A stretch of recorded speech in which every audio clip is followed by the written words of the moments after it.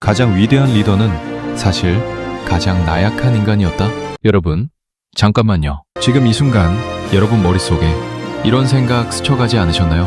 나는 지금 열심히 하고 있는데 왜 세상은 나를 기다려주지 않는 걸까? 출근길 지하철 안에서 텅 빈 통장 앱을 멍하니 바라보면서 혹은 뉴스를 켰다가 너무 무거워서 다시 꺼버리면서 그 묘한 무력감 느껴보신 적 있으시죠? 그러니까 미래가 불투명하고 경제는 자꾸 흔들리는데 나만 제자리인 것 같은 그 기분, 지금 가장 답답하다는 거죠.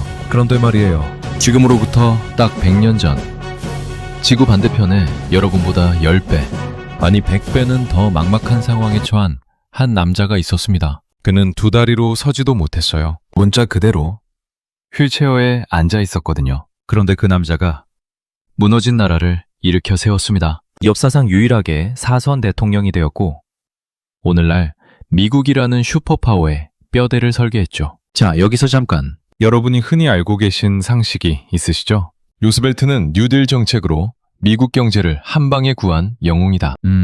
그거 말이에요. 사실 절반은 맞고 절반은 완전히 틀린 이야기입니다. 왜냐고요?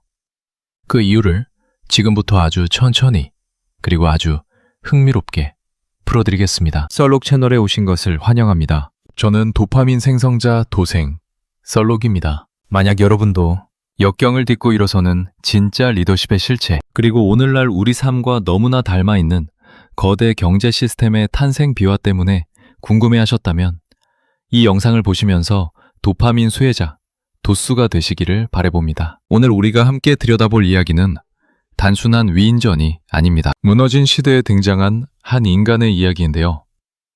그 인간은 누구보다 먼저 무너졌고 그렇기 때문에 누구보다 잘 이해했던 사람이기도 합니다. 그게 바로 오늘 이야기의 핵심이에요. 그리고 이 이야기를 끝까지 들으시면 아마 여러분은 이런 생각을 하게 되실 겁니다. 어쩌면 지금 내가 겪고 있는 이 힘든 시간이 훗날 나를 만드는 재료가 되는 건 아닐까? 자, 그럼 시작해볼까요? 왼수저가 산산이 부서지던 날, 모든 것을 가진 남자 프랭클린 델러노 루스벨트. 이름부터 뭔가 다르죠?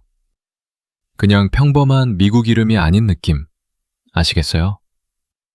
사실 그럴 수밖에 없습니다. 그는 1882년 뉴욕 허드슨강이 내려다 보이는 대저택에서 태어났어요. 네덜란드계 귀족 가문 출신으로 17세기부터 미국에 뿌리를 내린 명문 중에 명문이었죠. 어릴 때부터 개인 가정교사에게 영어, 프랑스어, 독일어를 배웠고 유럽 여행은 기본이었습니다. 하버드 대학교를 졸업하고 컬럼비아 로스쿨을 나온 뒤 불과 30대 초반에 해군 차관보 자리에 오릅니다. 지금으로 치면 30대 초반에 국방부 고위 공직자가 된 거예요. 이 사람은 태어날 때부터 다른 세상 사람이구나 싶으시죠? 여러분께서도 알고 계시듯이 이런 사람의 이야기는 보통 그냥 죽 잘 풀리는 성공 스토리로 끝나기 마련입니다. 그런데 말이에요. 1921년 그의 나이 39살이었습니다. 신이 내린 시련, 그리고 선택. 여름 휴가를 즐기던 루스벨트는 갑자기 몸이 이상하다는 것을 느낍니다. 고열이 나고 다리에 힘이 빠지더니 며칠 뒤 진단이 나왔어요. 소아마비. 네, 맞습니다. 아이들이나 걸린다는 그 소아마비가 미국 최상류층 정치 엘리트의 몸을 덮친 거예요. 결과는 하반신 영구마비였습니다. 자, 잠깐 상상해보세요. 여러분이 39살인데 어느 날 갑자기 다리를 못 쓰게 된다면 어떻게 하시겠습니까? 그것도 정치인으로서 막 전성기를 향해 달려가던 시점에요. 사람들 앞에 서야 하고 악수를 해야 하고 연단 위에 당당히 올라서야 하는 그 직업에서요. 주변 사람들 반응이 어땠을까요?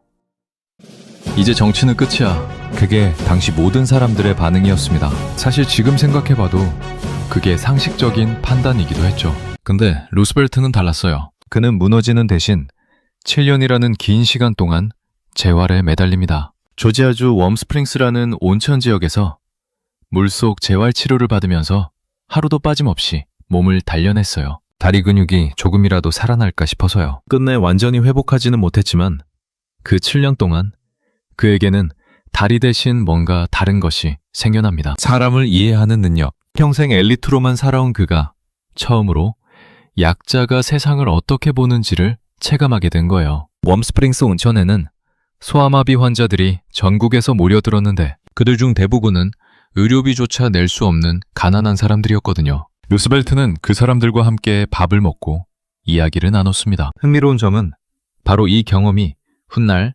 사회보장법이라는 미국 복지 시스템의 씨앗이 되었다는 사실입니다. 그러니까 다리를 잃은 게 단순한 비극이 아니었던 거죠. 자, 그런데 여기서 한 가지 궁금증이 생기지 않으세요? 그가 대통령이 된 건 1933년이에요. 소아마비를 앓은 게 1921년이고요. 무려 12년이라는 시간이 흘렀습니다. 그 12년 동안 미국에서는 도대체 무슨 일이 벌어지고 있었을까요? 세상이 무너지던 날, 잔치는 끝났다. 1929년의 아침, 1920년대 미국. 그러니까 루스벨트가 조용히 재활을 하던 그 시기에 미국은요, 한마디로 파티 중이었습니다. 1차 세계대전 이후 유럽이 폐허가 된 동안 미국은 세계의 공장이 되었고 경제는 폭발적으로 성장했습니다. 주식시장은 날마다 오르고 사람들은 빚을 내서라도 주식을 샀어요. 이 파티는 끝나지 않을 거야 라는 분위기였죠. 자동차가 보급되고 라디오가 등장하고 재즈가 흘러넘쳤습니다. 역사가들은 이 시기를 광란의 20년대 The Roaring Twenties 라고 부릅니다. 그런데 말이에요, 역사의 아이러니가 아닐까요? 가장 들뜬 파티가 열리던 바로 그 순간이 사실 절벽 바로 앞이었다는 걸요. 1929년 10월 24일 목요일 월스트리트 증시가 폭락합니다. 역사는 이날을 검은 목요일 블랙 더스데이라고 부릅니다. 하루아침에 수많은 사람들의 재산이 증발했어요. 그런데 무서운 건 이게 끝이 아니었다는 겁니다. 주가가 폭락하자 사람들은 은행으로 달려가 예금을 찾으려 했어요. 그러자 은행이 파산하기 시작했죠. 은행이 파산하자 기업들이 줄도산했고 기업이 망하자 실업자가 쏟아졌습니다. 도미노처럼, 아니 정확하게는 폭포처럼 쏟아졌어요. 자, 여러분께서도 알고 계시듯이 우리나라 실업률이 45%만 넘어가도 경제 뉴스가 난리가 나죠. 그런데 1933년 미국의 실업률은 24.9%였습니다. 4명 중 1명이 일자리가 없었던 거예요. 수치로는 감이 잘 안 오실 수 있으니 이렇게 생각해 보세요. 지금 여러분 주변에 친구, 동료, 가족 4명이 있다고 칩시다. 그중 1명은 백수예요. 그 옆 블록에도 4명 중 1명은 백수고 저 건너 동네에도 마찬가지입니다. 도시 전체가 그 상태예요. 그것도 갑자기요. 당시 미국 국민들의 심리 상태가 어땠을지 감이 오시나요? 얼마나 무섭고 얼마나 절망적이었을지요. 내일 당장 뭘 먹어야 하지? 를 걱정해야 하는 사람이 수천만 명이었습니다. 그리고 바로 이 상황에서 루스벨트가 등장합니다. 공포보다 더 무서운 것은 없다. 1933년 3월 4일 루스벨트의 대통령 취임식 날이었습니다. 그는 휠체어에서 내려 보조기구에 위지한 채 연단에 섰습니다. 그리고 떨리는 국민들을 바라보며 이 말을 했어요. 우리가 두려워해야 할 유일한 것은 공포보다 두려움 그 자체입니다. The only thing we have to fear is fear itself. 단순한 명연설이라고 생각하실 수 있어요. 그런데 사실 이 한 문장은 루스벨트가 정확히 무엇이 문제인지를 꿰뚫어 봤다는 증거였습니다. 생각해보세요. 경제 위기가 왜 이렇게까지 심각해진 걸까요? 주가가 떨어진 게 문제였을까요? 아니면 은행이 부실했던 게 문제였을까요? 물론 그것도 원인이었지만 진짜 불길에 기름을 부은 건 따로 있었습니다. 심리였어요. 주가가 조금 떨어지자 사람들이 패닉에 빠져서 주식을 팔기 시작했고 그러자 주가가 더 떨어졌습니다. 주가가 더 떨어지자 더 많은 사람들이 팔았고 그게 더 큰 폭락을 불렀죠. 은행도 마찬가지예요. 은행이 망할 것 같다는 소문 하나가 퍼지자 사람들이 너도 나도 돈을 찾으러 달려갔고 그 결과 실제로 멀쩡했을 은행도 망하게 되었습니다. 이걸 경제학에서는 자기 실현적 예언, self-fulfilling prophecy이라고 합니다. 어려운 말이죠. 쉽게 비유하면요. 아무 문제 없는 식당인데 저 집 음식이 맛없대 라는 소문이 퍼지면 손님이 줄고 손님이 줄면 신선한 재료를 못 사게 되고 그러면 진짜 음식이 맛없어지는 겁니다. 소문이 현실을 만들어버리는 거죠. 루스벨트는 그걸 알았어요. 그래서 그의 첫 번째 전쟁 상대는 독일도 일본도 경쟁 정치인도 아니었습니다. 바로 국민들의 마음속에 자리 잡은 공포였어요. 그렇다면 그는 어떻게 수천만 명의 공포와 싸웠을까요? 그 방법이 지금 들으시면 정말 놀라우실 겁니다. 역사상 가장 위대한 설계, 100일의 폭풍. 취임한 날부터 루즈벨트는 정말 다른 사람처럼 움직였습니다. 취임 다음 날, 그는 전국 모든 은행의 영업을 즉시 중단시키는 은행 휴일, 뱅크 홀리데이를 선포합니다. 뱅크런. 그러니까 사람들이 너도 나도 은행으로 달려가 돈을 빼는 현상을 강제로 멈춰버린 거예요. 아니, 은행을 아예 닫아버리면 더 공황 상태가 되는 거 아닌가요? 지금 이런 생각 드시지 않으셨나요? 저도 처음에 그랬거든요. 근데 여기서 반전이 있어요. 그는 은행을 닫으면서 동시에 라디오 앞에 앉습니다. 그리고 전국에 방송을 내보냈어요. 침해하는 국민 여러분, My friends, 이것이 바로 역사적인 루변 담화, Fireside Chats, 그러니까 벽난로 곁에서 나누는 대화의 시작이었습니다. 그는 국민들에게 복잡한 금융 용어 하나 없이 마치 옆집 아저씨가 설명해 주듯이 말했어요. 은행에 돈을 넣어두는 것이 집에 현금을 쌓아두는 것보다 훨씬 안전합니다. 정부가 책임집니다. 자, 생각해보세요. 그 막막한 시대에 대통령이 라디오를 통해 매 안방으로 들어와서 이렇게 말해준다면 여러분은 어떤 기분이 드실 것 같으신가요? 뭔가 조금은 안심이 되지 않을까요? 실제로 결과는 놀라웠습니다. 은행이 다시 문을 열자 사람들이 돈을 찾으러 간 게 아니라 오히려 돈을 다시 입금하러 갔어요. 공포가 신뢰로 바뀌는 순간이었죠. 흥미로운 점은 루스벨트가 취임 후 첫 100일 동안 의회를 통과시킨 법안이 무려 15개였다는 사실입니다. 오늘날 미국 대통령들이 임기 4년 동안 이 기록을 넘기기 위해 애를 쓰는데도 대부분 실패한다고 합니다. 그만큼 그의 100일은 역사적으로 전례 없는 속도전이었어요. 그런데 이 속도전의 방향은 어디를 향하고 있었을까요? 구제, 부흥, 개혁 뉴딜의 새 기둥, 루스벨트의 뉴딜 정책. 이름은 많이 들어보셨죠? 그런데 뉴딜이 구체적으로 뭘 했는지 정확히 아시는 분은 생각보다 많지 않으세요? 저도 사실 처음엔 그냥 공공사업 많이 했다 정도로만 알고 있었거든요. 뉴딜은 사실 세 개의 큰 기둥으로 구성됩니다. 구제, relief, 부흥, recovery, 개혁, reform. 어려운 개념이죠? 쉽게 비유해 드릴게요. 여러분이 큰 교통사고를 당했다고 생각해 보세요. 일단 응급실에서 피를 멈추고 골절 부위를 고쳐야 합니다. 이게 구제예요. 생명을 지키는 응급조치죠. 그 다음엔 병원에 입원해서 영양주사 맞고 물리치료 받으면서 몸을 회복시켜야 합니다. 이게 부흥이에요. 그리고 퇴원한 뒤에는 다시 같은 사고가 나지 않도록 운전 습관을 고치고 안전벨트를 반드시 매는 생활을 해야 하죠. 이게 개혁입니다. 루스벨트는 이 세 단계를 동시에, 그것도 맹렬한 속도로 밀어붙였어요. 구제 차원에서는 수백만 명의 실업자들을 공공사업에 투입했습니다. CCC 민간자원봉사단, PWA 공공사업청, WPA 공공사업진흥청 같은 기관들이 줄줄이 생겨나서 댐을 짓고 보로를 깔고 다리를 놓고 공원을 만들었어요. 지금도 미국 전역에 뉴딜 시대에 지어진 건물과 인프라가 곳곳에 남아 있습니다. 궁금하지 않으세요? 그럼 개혁은 어떤 모습이었을까요? 루스벨트는 금융 시스템 자체를 뜯어 고쳤습니다. 투자은행과 상업은행을 분리하는 글래스-스티걸법을 만들었고 예금자들의 돈을 보호하는 FDIC 연방예금보험공사를 설립했어요. 지금도 미국 은행 창구에 가면 FDIC 가입은행이라는 스티커를 볼 수 있는데 그게 바로 루스벨트의 유산입니다. 그리고 여기서 가장 중요한 개혁이 등장합니다. 복지국가의 탄생, 그리고 숨겨진 두 번째 대통령. 1935년 루스벨트는 사회보장법, 소셜 세큐리티 액트에 서명합니다. 이것이 왜 중요하냐고요? 이 법 이전까지 미국에는 없었거든요. 노인연금도, 실업급여도, 장애인 지원도 그냥 나이 들면 자식한테 의지하거나 계속 일하거나 굶거나 취직하면 그냥 거리로 나가는 거였어요. 그게 당연한 거 아닌가요? 왜 국가가 개인을 책임져요? 지금 이런 생각 드시지 않으셨나요?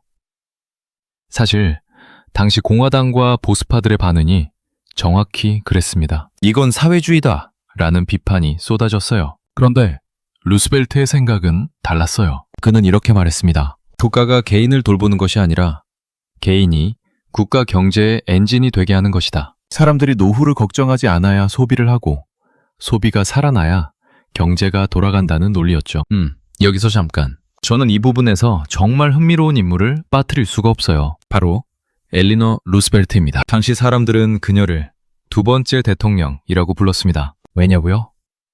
루스벨트가 휠체어에 앉아 백악관에서 정책을 설계할 때 엘리너는 그의 눈과 귀가 되어 전국 방방곡곡을 다녔거든요. 빈민가를 직접 찾아가고 탄광 노동자 숙소에 들어가고 흑인 학교를 방문했어요. 당시 퍼스트레이디가 슬럼가에 직접 들어간다는 건 상상도 못할 일이었습니다. 사람들이 충격을 받았죠. 근데 엘리너는 신경 안 쓰고 그냥 갔어요. 여러분, 흥미로운 점은 이겁니다. 뉴딜 정책 안에 여성 권리 보호 조항이나 소수민족을 위한 조항들이 포함된 게 상당 부분 엘리너의 직접적인 현장 보고 덕분이었다는 사실이에요. 루스벨트가 펜으로 설계한 그림을 엘리너가 발로 채운 거였습니다. 그렇다면 루스벨트의 이 모든 노력으로 대공황이 완전히 극복되었을까요? 여기서부터가 진짜 이야기입니다. 그리고 역사상 가장 씁쓸한 아이러니가 기다리고 있어요. 전쟁이 살린 경제, 역사의 씁쓸한 진실. 사실 말이죠.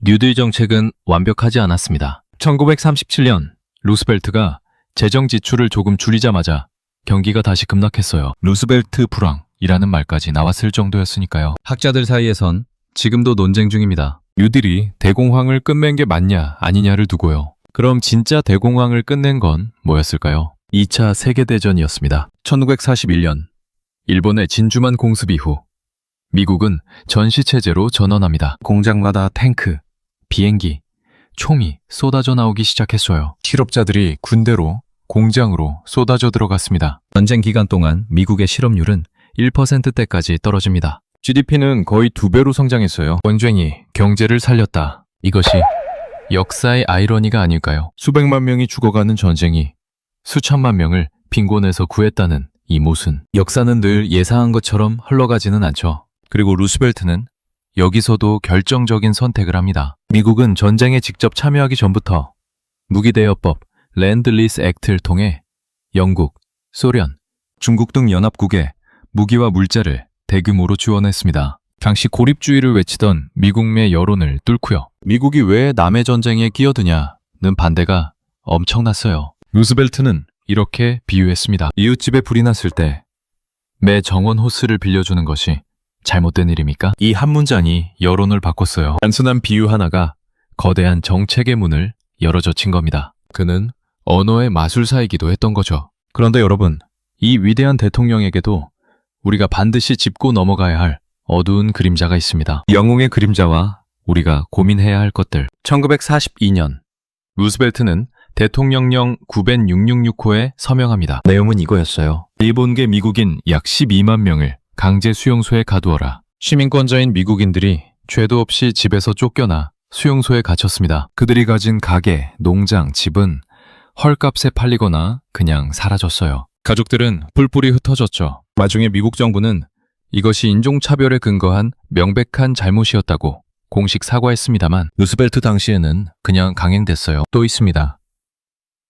나치를 피해 탈출하려던 유대인 난민들에 대한 그의 태도는 너무나 소극적이었어요. 배를 타고 미국으로 오려던 유대인 난민들이 입항을 거부당하고 다시 유럽으로 돌아가 수용소에서 사망한 사례도 있었습니다. 여러분의 생각이 궁금해집니다. 같은 사람이에요. 사회보장법을 만들고 공포에 빠진 국민을 구했던 그 사람이 무고한 시민을 수용소에 가두기도 한 거예요. 우리는 이걸 어떻게 봐야 할까요? 그리고 1945년 4월 12일 루스벨트는 조지아 웜스프링스에서 뇌출혈로 갑작스럽게 서거합니다. 독일이 항복하기 불과 한 달 전이었어요. 마지막 순간까지 연설문을 쓰고 있었다고 합니다. 함께 고민해 봅시다. 오늘 우리에게 남겨진 3가지 질문. 루스벨트의 이야기를 들으시면서 여러분 머릿속에 어떤 생각이 드셨나요? 저는 이 이야기를 정리하면서 3가지 질문이 계속 마음에 걸렸어요. 여러분도 함께 고민해봐 주시면 좋겠습니다. 첫 번째, 국가는 개인의 삶을 어디까지 책임져야 할까요? 루스벨트의 사회보장법은 지금 우리가 당연하게 누리는 연금, 실업급여의 원형이에요. 근데 당시엔 사회주의라고 비판받았습니다. 오늘날 우리 사회에서도 복지 확대를 두고 비슷한 논쟁이 끊이지 않죠. 과연 어디까지가 적당한 걸까요? 두 번째, 위기의 순간에 리더의 소통 능력은 정책의 내용만큼 중요할까요? 루스벨트의 노변 담화는 단 30회였습니다. 그런데 그 30번의 라디오 방송이 수천만 명의 공포를 신뢰로 바꿔놓았어요. 정책이 아무리 훌륭해도 국민이 믿지 않으면 작동하지 않죠. 지금 우리 주변의 리더들은 어떻습니까? 세 번째, 목적이 옳다고 해서 과정도 정당화될 수 있을까요? 뉴딜로 수천만 명을 구한 루스벨트가 동시에 일본계 미국인을 수용소에 가뒀습니다. 전쟁 승리라는 목표가 소수자 인권을 희생시켜도 되는 이유가 될 수 있었을까요? 역사는 이 질문에 아직도 명확한 답은 내리지 못하고 있습니다. 어쩌면 여러분이 저보다 이 질문들에 대한 더 깊은 생각을 갖고 계실 수 있어요. 댓글로 나눠주시면 정말 감사하겠습니다. 함께 고민하는 것 자체가 역사를 배우는 가장 좋은 방법이라고 생각하거든요. 여러분의 막막함에 전하는 말. 자, 다시 처음으로 돌아와 봅시다. 오늘 아침 눈을 떴을 때 그 막막함.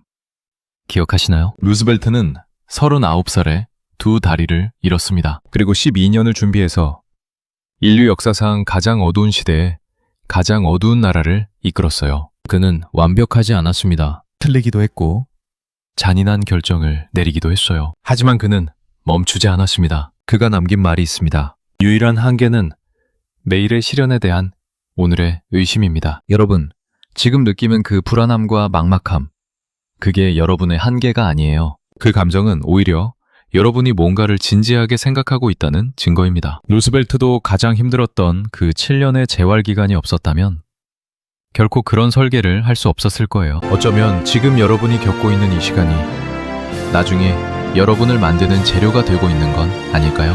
매일의 불안 대신 오늘의 의지를 믿어보시는 건 어떨까요? 이 영상이 여러분의 오늘 하루에 작은 도파민과 용기가 되었기를 진심으로 바랍니다. 다음엔 또 역사의 비틀린 진실을 들고 찾아오겠습니다. 구독과 좋아요, 알림 설정은 썰록에게 가장 큰 도파민입니다. 그리고 오늘 이야기에서 가장 마음에 남은 장면이나 생각을 댓글에 남겨주세요. 여러분의 이야기가 다음 영상의 출발점이 될 수 있어요. 도바, 썰록의 경제연구소, 역사의 아이러니 속에서 오늘을 읽습니다.